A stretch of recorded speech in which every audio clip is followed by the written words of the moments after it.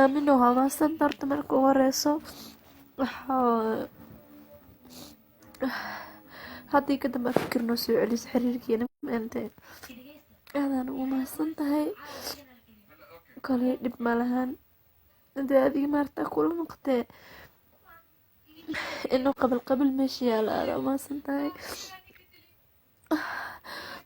aada umahadsan tahay mana ka xumiy aniga